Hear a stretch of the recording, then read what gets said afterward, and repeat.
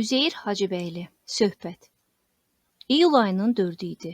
Dərya kənarında, təzə bulvarda gəzirdim. Yoruldum, bir skamyada əyləşdim. Bir nəfər qoca, bir cavan bəy ilə oturub şirin söhbət edirdilər. Söhbətləri mənə çox xoş gəldi. Tez dəftərimi çıxardıb yazdım. Qoca dedi, "A bəy, neçin papağını bu qədər kəc qoyubsan ki, az qalır papaq başından düşsün yerə. Və boynunu da zəhmət çəkib əyri tutursan ki, papağın başından yerə düşməsin. Çünki mən bəyəm. Yaxşı, görürsən ki, bu yay günündə xalq hamısı yay çəkməsi geyir ki, ayaqları sərin olsun. Sən neçin uzun boğaz çəkmə geyirsən? At minib səfərə ki getmirsən, canına yazığın gəlmir bəyəm? Çünki mən bəyəm. Yaxşı, sən ki çinovnik deyilsən, bəs şapkana neçin kakart yapışdırırsan? Çünki mən bəyəm. Bəs paltonun yaxasına neçin qırmızı mahud tikmisən? Sən ki əfsər deyilsən. Çünki mən bəyəm. Yaxşı, bunları qoyaq kənara. Sən ki qumar oynayanda həmişə uduzursan, bəs neçin qumar oynamaqdan əl çəkmirsən? Çünki mən bəyəm. Çox gözəl. Bunların hamısını qəbul edirəm. Hələ de görüm, hamı şərab içəndə gizli içir ki, xalq görməsin. Bəs sən neçin aşkara içirsən? Çünki mən bəyəm. Çox əcəb, bunu da başa düşdüm. Bəs bazarda hər dükançıya 1 manat, 2 manat, 1 abbası, 3 abbası borcun var. Neçin onları vermirsən ki, abrını aparmasınlar? Çünki mən bəyəm. Hələ bunların hamısı keçər gedər. Eşitdik ki, 30% faiz ilə 1000 manat borc eləyib veksil vermisən. Bu nə işdir? Çünki mən bəyəm. Bəs bir belə prosent ilə borc alıb qızlara neçin 10 manat, 10 manat bağışlayırsan? Çünki mən bəyəm. Yaxşı, tutaq ki, bunlar hamısı bəylik nişanəsidir. Neçin bəs adını müsəlmanca yaza bilmirsən?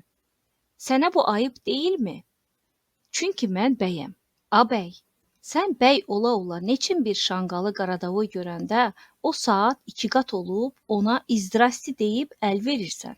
Amma bir kəndli qoca kişi qapına gələndə əlini belinə vurub, səsini yoğun yerinə salıb, guruldaya-guruldaya deyirsən, Kərbəlayı, bəs hanı quzu, hanı yumurta cücə? Və o yazıq sənə 2 qat əyilib salam verəndə salamını da almırsan, bu neçin? Çünki mən bəyəm. A bəy, neçin ticarət eləmirsən, bir iş görmürsən, elə-belə boş bekar gəzirsən? Çünki mən bəyəm. Sənin bu sözünə görə bu sifətlər birində olmasa bəy olmaz. Bəylik ancaq ibarətdir bu sifətlərdən. Çox əcəb. Bəs bir məclisə daxil olanda neçin birbaşa yürüyürsən yuxarı başa, a bəy? Görürsən ki, yuxarı başda yer yoxdur. Çünki mən bəyəm. Bu da belə. Hələ doğrusunu de görüm, belinə xəncər neçin bağlayırsan? Davaya zada getmirsən ki. Allaha şükür şəhərimizdə sakitlikdir. Gecə də deyil ki, qorxasan. Günün günorta çağında bu xəncər nə üçün? Çünki mən bəyəm. Mətləb hamısı məlum oldu. Hərçənd bəylərin cümləsində bu sifətlər olmaz. Tutaq ki, sən deyən düzdür. Amma bir zada qalmışam məəttəl. Onun da doğrusunu söylə, sözü qurtaraq. İndi Məhəmmədəli şahı taxtdan saldılar aşağı. Daha bundan sonra ona kömək çıxmaq nə üçün? Bilirəm, bundan ötəri kömək çıxırsan ki, bəlkə də şeytan işidir. Birdən yenə Məhəmmədəli şah taxta çıxdı.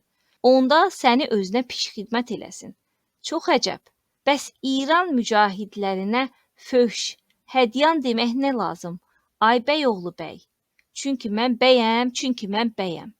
Gördüm, qoca bu sözləri eşidəndə qəzəbləndi. Üzü gözü qızardı. Barıt kimi birdən od aldı. Durdu ayağa, qışqıra-qışqıra cavan bəyə dedi.